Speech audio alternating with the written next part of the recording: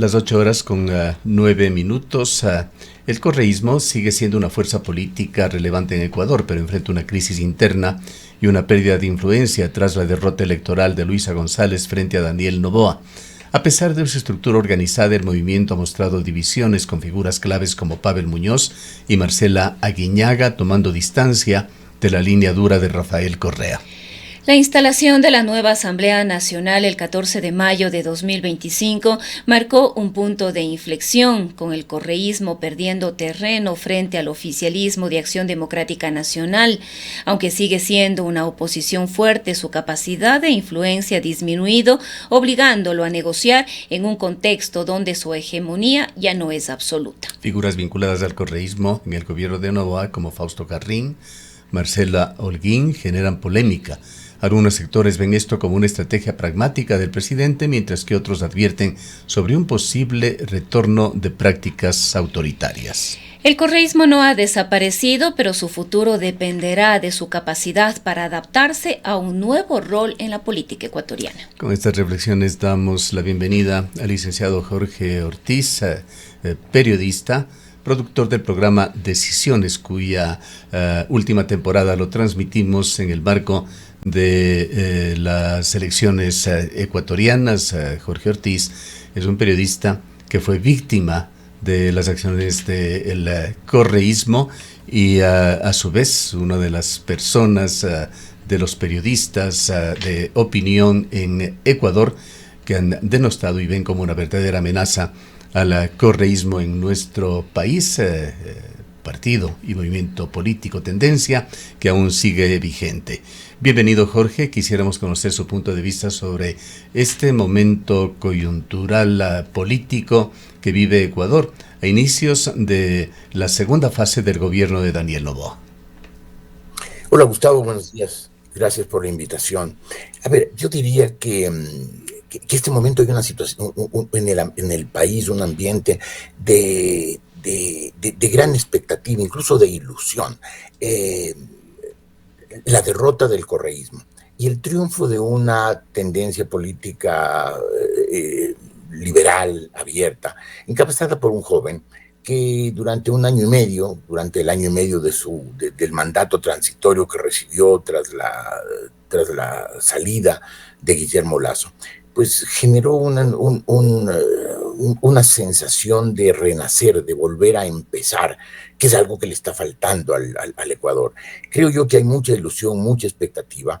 Espero que Daniel Noboa esté a la altura de esas expectativas, de esas ilusiones, y sobre todo que esté a la altura de los enormes desafíos que le esperan. El Ecuador es un país que tiene, a mi modo de ver, un problema muy, muy grave, que es el problema de una economía parada, de una economía que no se mueve, que no está generando empleo en los niveles que se necesita, y que creo que ese creciente problema del desempleo está afectando incluso a los niveles de seguridad, porque cuando hay desempleo, cuando la gente busca trabajo y no lo encuentra, pues muchas veces no les queda más remedio que la delincuencia. Creo que el problema de la seguridad es un problema grave.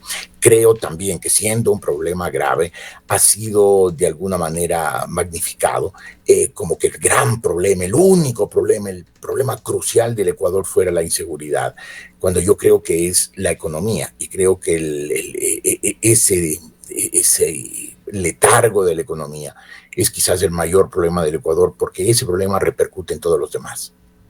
Y es el que mayor esperanza genera a la gente.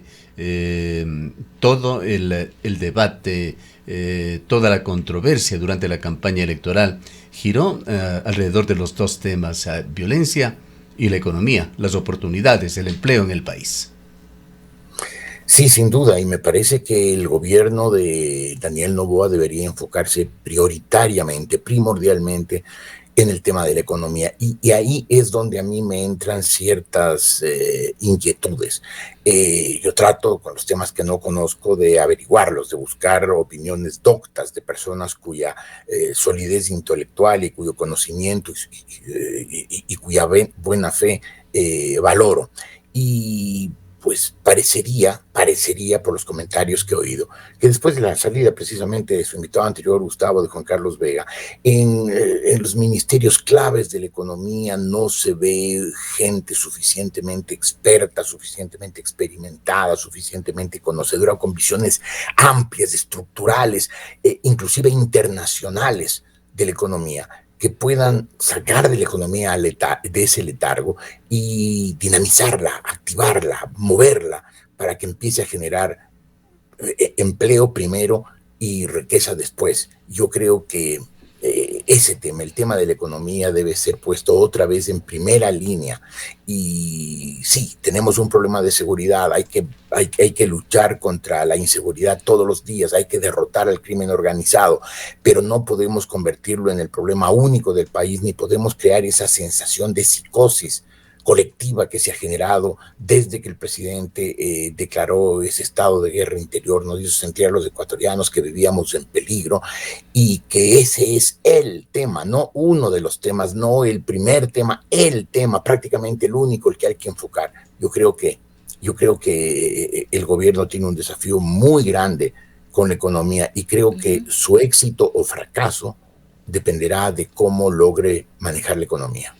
Licenciado Ortiz, muy buenos días. Pues muchas de las decisiones que le tocará tomar al presidente deberán pasar necesariamente por una coyuntura favorable en la Asamblea Nacional. ¿Cómo ve usted esta mayoría inicial que ha logrado el presidente de la República? El correísmo es 100% oposición.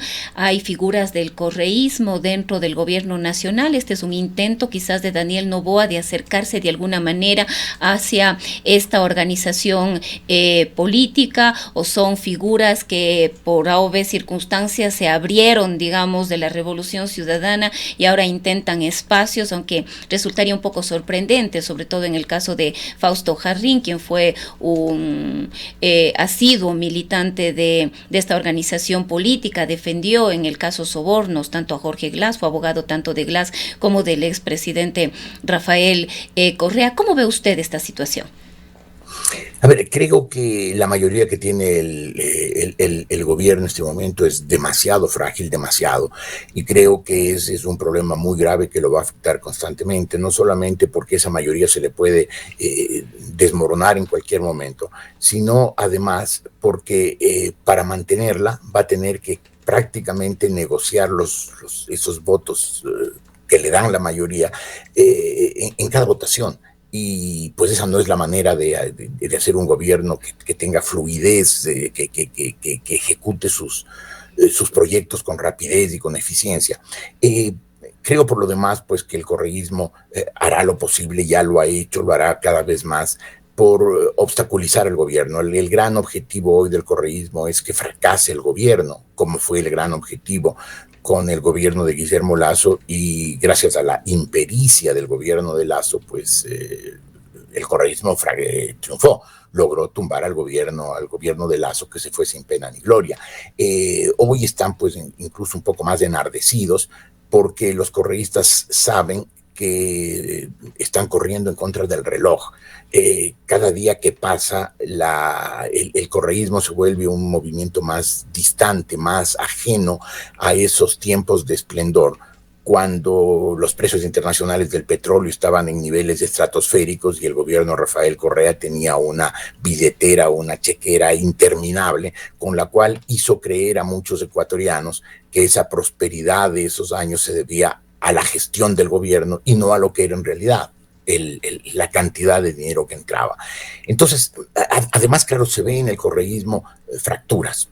No sé si fracturas, tal vez la palabra sea exagerada, fisuras. Se ven fisuras comprensibles, porque primero se ve que Rafael Correa ya es el eterno perdedor. Ya no es nuestro amigo Polo Vaquerizo, que tenía ese programa de televisión los viernes, sino que el eterno perdedor es Rafael Correa, porque es evidente que la resistencia que tiene Correa, tal vez un 55% de la población ecuatoriana que dice todo menos Correa, y su odio, su venganza y sus rencores, pues está impidiendo que el correísmo tenga opciones electorales mayores, es decir, logre la presidencia de la República. Y además porque ese esa conducción autoritaria, mandona, gritona de ese partido hace que pues haya mucha gente descontenta. Todavía ese descontento no ha estallado, todavía esas fisuras no se han convertido en fracturas. Creo que esa es una labor para el gobierno.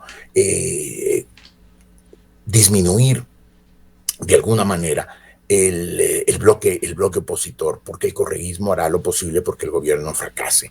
Creo que Daniel Noboa tiene que moverse muy ágilmente. Creo que tiene que tener un equipo político muy sagaz, muy audaz, muy inteligente, muy conocedor, incluso muy experimentado, como para que pueda consolidar esa mayoría, de manera que con esa mayoría pueda gobernar con más certezas. En cuanto a los tránsfugas del correísmo, pues no tengo opinión, no conozco a esa gente, no tengo absolutamente desde hace muchísimos años ningún contacto con ningún correísta. Me parece que su actitud política es despreciable, eso de querer sabotear todo esfuerzo por hacerle bien al país con el único objetivo de que Correa pueda regresar al poder. Me parece que es una actitud perversa, y por lo tanto no sé si esos arrepentidos del correísmo son en realidad arrepentidos o son caballos de Troya que están entrando al gobierno para condicionarlo. Espero que sean arrepentidos genuinos,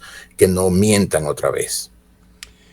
¿Mantiene usted reservas sobre el equipo de gobierno? La mayoría de ministros, por hacer un análisis muy general, no individual, fueron amigos y colaboradores que participaron en el primer gobierno de Daniel Noboa, gente de su entorno privado, que han sido ratificados o reciclados con un par de excepciones, y matizados por estos 3 o 4 colaboradores de alto nivel del correísmo. Entre ellos está incluso un correísta que preside, esto ya no es parte del Ejecutivo, pero preside la Comisión de Fiscalización en la Asamblea, Ferdinand Álvarez.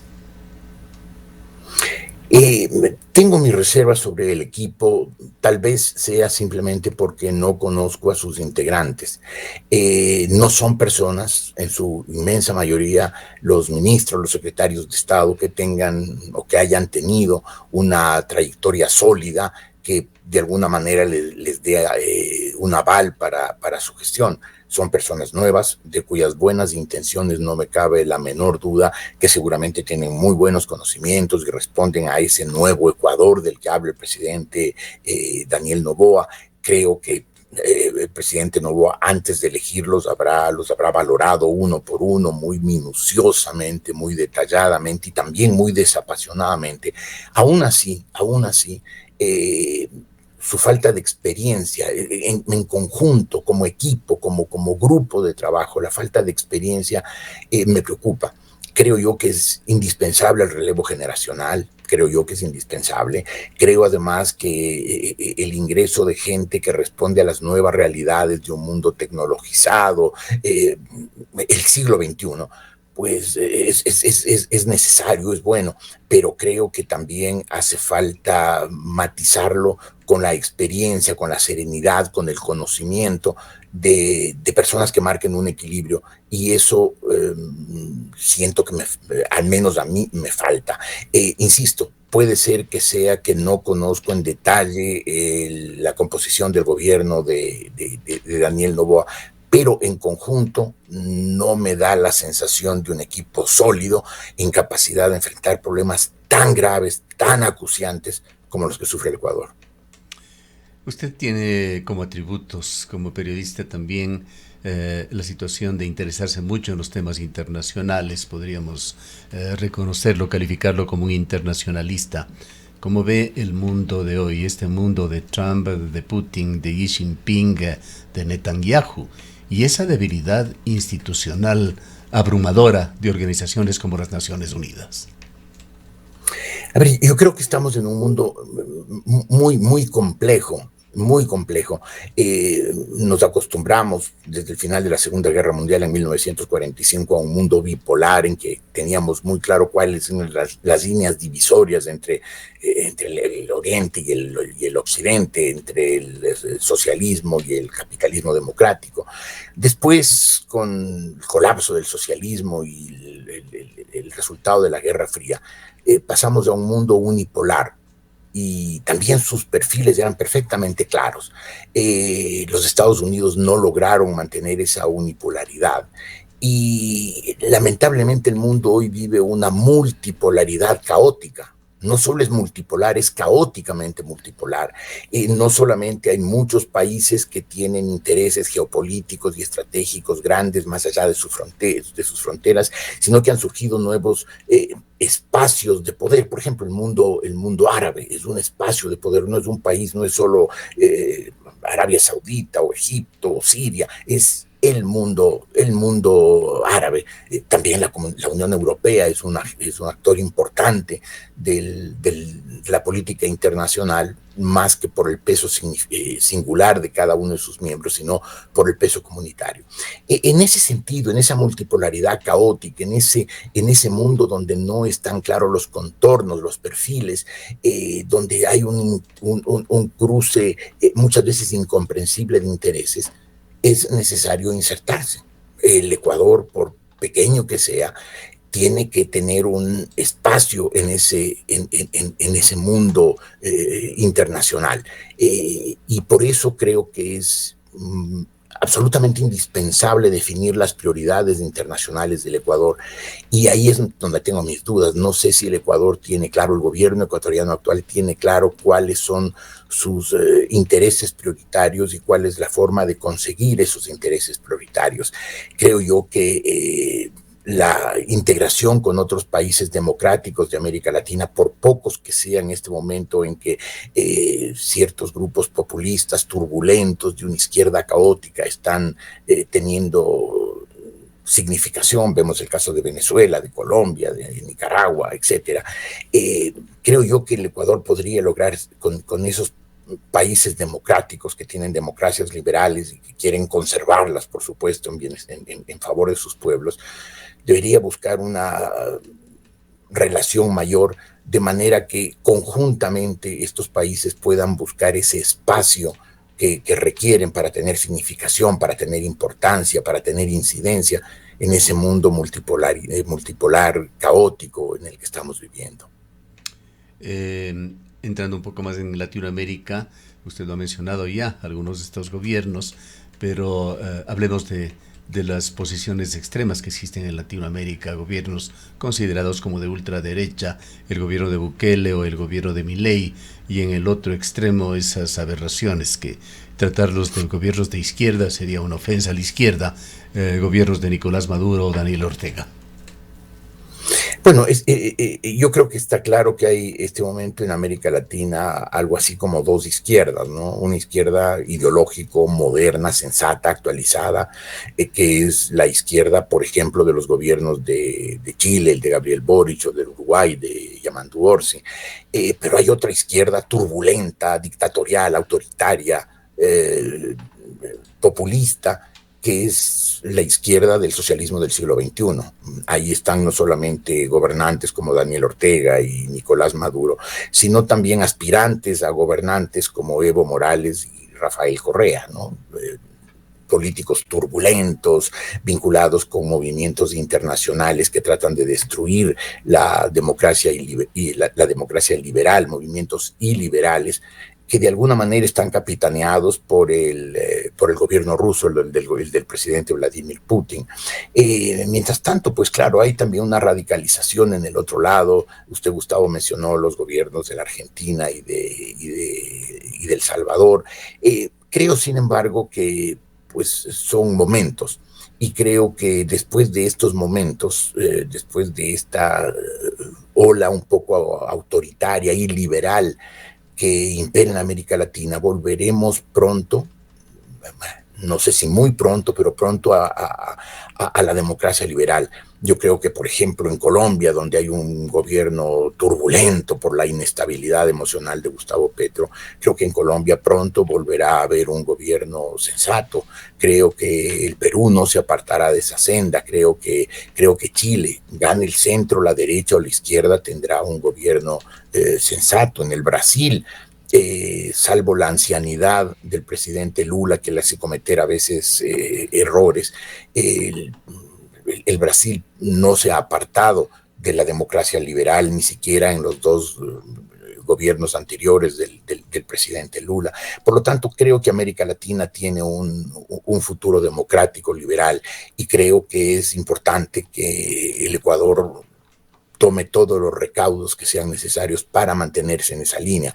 Por eso creo que es muy importante que el ciudadano ecuatoriano se aparte definitivamente de esa corriente populista, destructiva, obstructiva, que es el correísmo, y opte por versiones democráticas, liberales, donde el ciudadano sea en realidad quien mande, no el autócrata, donde los ciudadanos elijamos a presidentes a los cuales podamos exigirles cuentas. Y me parece importante en eso y muy grande la responsabilidad que tiene el gobierno del presidente Daniel Noboa consolidar firmemente, más allá de su gobierno, la democracia representativa, la democracia liberal, y para eso es pues imprescindible, un requisito sine qua non que tenga éxito, y su éxito creo yo que por lo menos empieza con afrontar y darle alivio a la situación económica actual, que a mí me parece casi desesperante. Claro, regresamos a que es la aspiración sobre el gobierno de Daniel Noboa, pero al momento actual, entre estos extremos y situaciones variopintas que se dan en Latinoamérica, ¿cómo o en dónde le ve usted al gobierno de Daniel Noboa? Bueno, creo que el gobierno de Daniel Noboa claramente está alineado con las democracias liberales. Está claro que el presidente Noboa quiere alinearse con los Estados Unidos. Digo con los Estados Unidos, aunque en este momento la imagen de los Estados Unidos, quien representa a ese país es Donald Trump, que tampoco es un liberal, un demócrata liberal clásico. Es todo lo contrario, es un hombre que tiene sus propensiones muy claras al autoritarismo, a la imposición, y que también podría ser, si es que se consolida en esa línea, sobre todo en las elecciones de noviembre del próximo año, también podría ser un enemigo de la democracia liberal y un partícipe en ese gran movimiento iliberal que, como digo hoy, encabeza Vladimir Putin. Por lo demás, los alineamientos del Ecuador están claros. El momento que toma distancia, por ejemplo, del gobierno de México y mantiene una posición crítica dura, como debe ser, contra el gobierno, contra la dictadura de Nicaragua, contra la dictadura de Venezuela. Creo yo pues que es un alineamiento claro, pero me parece importante que para que ese alineamiento tenga una verdadera significación internacional, es necesario estrechar y muy rápidamente, muy significativamente las relaciones con otros países que se mantengan en esa misma línea. Creo que esa es la función primordial del servicio exterior ecuatoriano y por supuesto del gobierno en los próximos meses y años. Creo yo que el pobre resultado que tuvo el gobierno de su convocatoria a la cumbre de Cuenca y después la escasa también asistencia a la reposesión del presidente Daniel Noboa demuestran que el Ecuador en este momento no está teniendo una gestión internacional en la medida de lo necesario para una reinserción del Ecuador fuerte. Claro, el Ecuador quedó aislado después del correísmo, porque claro, el correísmo, como era un movimiento que se acercaba no en función de los intereses del Ecuador, sino en función de sus coincidencias ideológicas, pues el Ecuador quedó con muy pocos amigos. Creo que eso es un trabajo que tiene que hacer el gobierno del presidente Noboa, y creo que este momento tiene una debilidad que debe pronto subsanar. Para finalizar, Jorge, cuéntenos sobre su presente y su futuro en el periodismo y la comunicación social. Gracias, Gustavo, por su interés. En realidad yo estoy ya muy parcialmente ejerciendo el periodismo. Colaboro con el periódico digital Primicias, con una columna internacional, una videocolumna internacional cada semana. Sigo escribiendo, lo hago desde hace muchos años en la revista Mundo Diners, en la edición tanto en papel como en la edición digital, revista mundodiners.com, pero también escribo solamente de temas internacionales. Aparte de eso, pues, como usted mencionaba, hago estos ciclos de programas de análisis político, no son entrevistas, son programas que se reproducían, eran retransmitidos por Antena 1, reunía a 4 personas conocedoras de un tema para que lo analicen, de alguna manera lo estudien, y nos den sus opiniones sobre él. No buscaba contraste, creo que la era de la confrontación ha terminado, en una época en que el periodismo tenía que ser confrontacional, tenía que ser buscador de contradicciones. Hoy creo que es necesario que el Ecuador dialogue, creo que estamos en un momento en que el Ecuador requiere aportes, y para esos aportes es necesario que la gente se siente a conversar de los problemas, de las dificultades, de los anhelos, de los conflictos. Eso trataba yo hacer en ese pequeño espacio que yo tenía, y que lo hice varias veces, varios ciclos. Terminé el último en los primeros días de abril. Es posible, no sé si probable, pero al menos posible, que algún momento haga otro ciclo, 10, 12, 15 programas, ya veré, no depende solamente de mí, pero en general diría yo que estoy casi apartado del periodismo. Creo que es un momento en que es necesario que también, así como ha ocurrido en la política, haya una renovación generacional.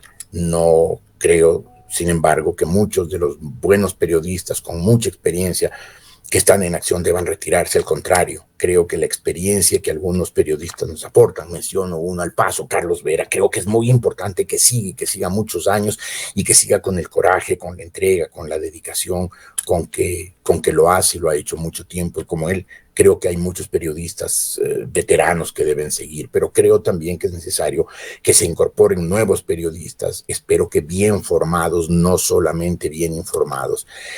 Pero yo pues creo que poco a poco, no bruscamente, poco a poco debo ir dando un paso al costado, que es lo que ya estoy haciendo. Bien, muchísimas gracias, Jorge, por habernos acompañado. A usted, Gustavo, por la entrevista. Buenos días. Declaraciones del licenciado Jorge Ortiz, periodista, analista político. Son